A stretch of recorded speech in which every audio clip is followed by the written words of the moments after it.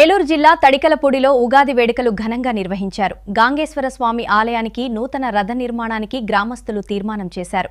ఏలూరు జిల్లా కామవరపుకోట మండలం తడికలపూడిలో శ్రీ గంగాపార్వతీ సమేత గాంగేశ్వర స్వామి దేవాలయం నందు స్వస్తిశ్రీ పరభావనామ సంవత్సర ఉగాది పండుగ వేడుకలు ఆలయ కమిటీ గ్రామ పెద్దలు ఆధ్వర్యంలో శివాలయంలో ఘనంగా నిర్వహించారు. ఈ సందర్భంగా ఆలయ కమిటీ సభ్యులు గ్రామ పెద్దలు ఏర్పాటు చేసిన సమావేశంలో తడికలపూడి శివాలయానికి నూతన రథాన్ని ఏర్పాటు చేయాలని నిర్ణయించారు.